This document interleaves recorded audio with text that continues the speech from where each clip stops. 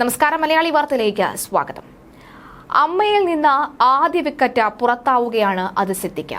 ഇപ്പോഴിതാ സംവിധായകൻ രഞ്ജിത്തിനും സ്ഥാനചലനം ഉണ്ടായിരിക്കുകയാണ്.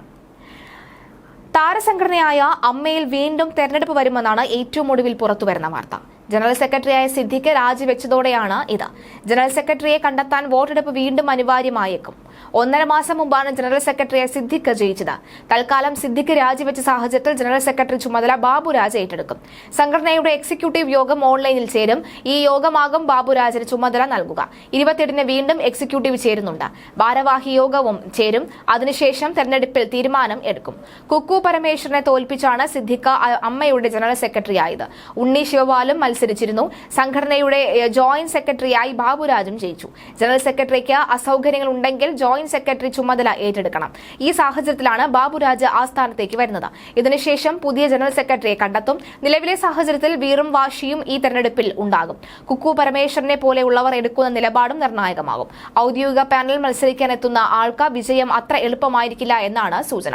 എന്തായാലും നടിയുടെ പീഡന ആരോപണത്തിന് പിന്നാലെയാണ് അമ്മ ജനറൽ സെക്രട്ടറി സ്ഥാനത്ത് നിന്നും നടൻ സിദ്ദിഖ് രാജിവെച്ചത്. സംഘടനാ പ്രസിഡന്റ് മോഹൻലാലിന് സിദ്ദിഖ് ഇമെയിൽ വഴിയാണ് ഇക്കാര്യം അറിയിച്ചിരിക്കുന്നത്. എന്തായാലും ഈ നടിയെ തീർക്കാനുള്ള പലതരത്തിലുള്ള ശ്രമങ്ങളായിരിക്കും ഇനി നടക്കാൻ പോകുന്നത് നടക്കമുള്ള വാർത്തകളും പുറത്തു വരികയാണ്. എന്തായാലും തനിക്ക് ഒന്നും സംഭവിക്കാനില്ല, തനിക്കുണ്ടായ എല്ലാ കാര്യങ്ങളും തുറന്നു പറയും, തനിക്ക് അതിലൊരു ചുക്കുമില്ല എന്ന് പറഞ്ഞുകൊണ്ടാണ് തനിക്ക് അനുഭവപ്പെട്ട മോശം അനുഭവങ്ങളെ കുറിച്ച് വ്യക്തമായും കൃത്യമായും കാര്യങ്ങൾ മാധ്യമങ്ങൾക്ക് മുന്നിൽ പറഞ്ഞിരുന്നത്. അതിന്റെ പശ്ചാത്തലത്തിലാണ് സിദ്ദിഖ് രാജിവെച്ചിരിക്കുന്നത്.